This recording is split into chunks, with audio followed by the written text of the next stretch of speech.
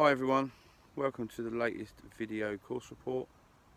It is the 2nd of August. I'm currently standing out on the 10th green.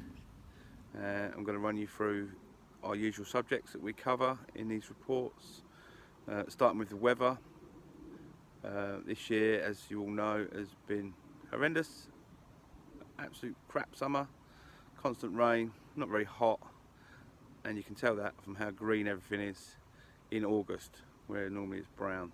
So we've had a wet May, wet June, wet July, and August isn't looking great either. This is causing us a few issues in terms of grass growth, mainly with the rough, which I'll cover in a minute, and the fact that we're mowing grass as if it's April, which is frustrating. Having said that though, because it's so green, the golf course does look rather nice. So to recap, about 45 mil in July, which is quite a lot really. It's not so much the amount, it's just the constant fact it rains most days. Sometimes you can catch a shower and it pretty much floods the place. Other times it's just a light bit of rain. So we'll go through the normal subjects now, and hope you enjoy the report. So as I've just said, standing on the 10th green, looks rather nice at the minute. It's been hand mowed this morning. Grass growth is still quite high for greens for this time of year. They're not as firm as we'd normally like them. Again, this is because of the rain. Irrigation system's barely been used this year. Quite a reverse of normal years, with low water inputs and high diesel usage, due to the fact that we're just mowing all the time. In terms of their health, pretty good. A little bit yellowing in places, you can see, which is pretty common for this time of year again. It's where they're taking up so many nutrients and they're wet. But on the whole, they're rolling quite nice. They're actually they're holding, which is good, but a little bit greener than probably would be on normal years. But pretty good really for August. I'm actually quite pleased with the greens and their performance.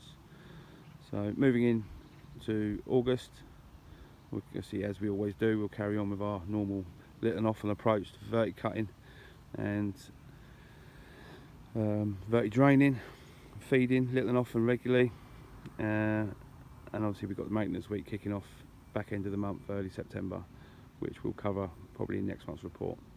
But on the whole, greens are pretty good. You may see some dark green patches on the greens, putting green particularly, like these rings, superficial fairy rings, quite common. Don't do any harm to the green at all, just notice them a little bit more. You see some at the back on 10 here as well, but other than that, the greens are pretty good, and yeah, pleased with the greens.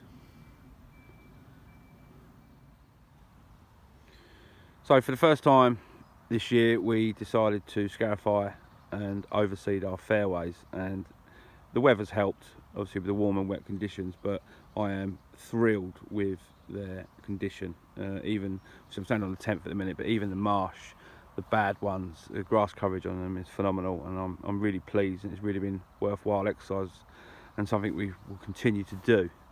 So 10th fairway, as you can see, great grass coverage. They are growing a lot at the minute still, and I say the weather is helping to make them better and that coverage better, but so pleased with the results on that.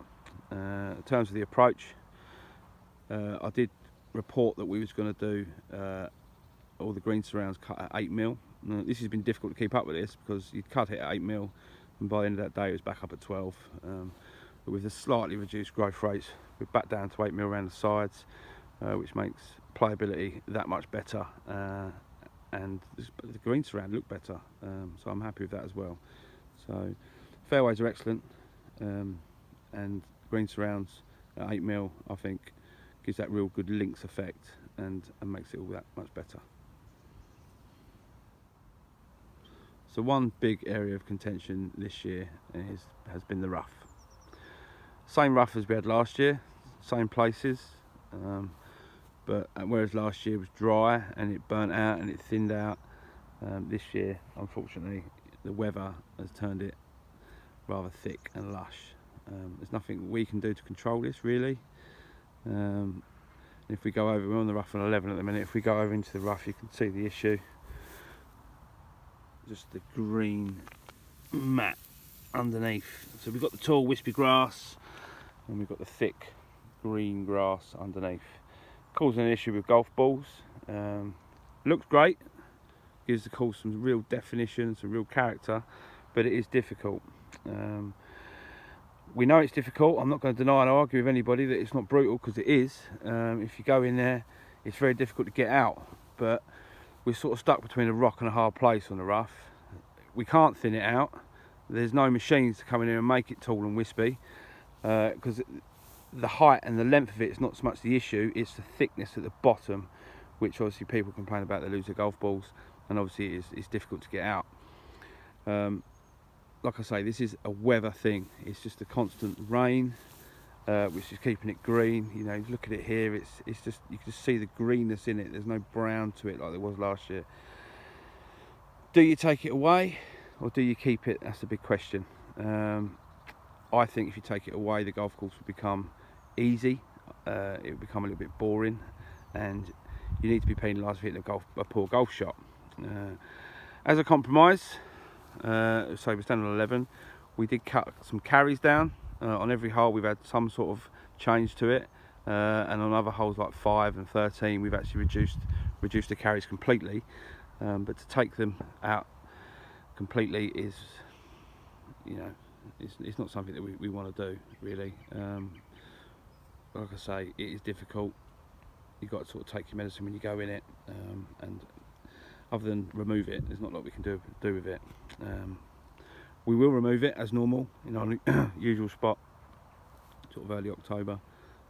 Otherwise it will just be thicker and thicker next year. But the weather is causing this issue, and there are some areas of the golf course where the grass has actually fallen over, where it's got that wet and heavy.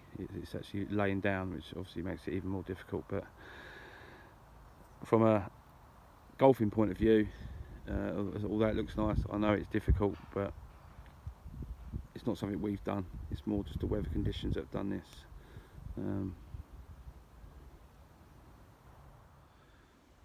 So that was this month's course report. I hope I covered a few of your questions and concerns. In summary, it's been a very difficult year in terms of grass growth and time consuming. Normally by now we would be cutting minimal and getting on with a few other little things, but at the minute it's literally bums on seats constantly. We can't seem to keep up, and although it's August, it feels like April out here. As it is August though, we are starting to turn our attention to what we're going to do this winter, and improvements to make to the golf course which will benefit next year.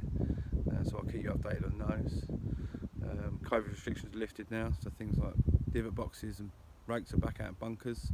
So if you'd be so kind and to use those if you can, help us out a little bit in terms of that. And obviously bunkers, you don't get the lift in place anymore, so you have to play it as lies. So definitely using the rakes is definitely a big thing. Got a lot coming up, a few nice projects soon hopefully, which I'll keep you all updated. And despite the issues we've got in terms of the rough as we just covered, I do think the golf course is in great condition, and I also think it's playing really fair at the minute. Only last weekend 36 points, finished tied 19th, so the scores are still out there if you stay out of the rough.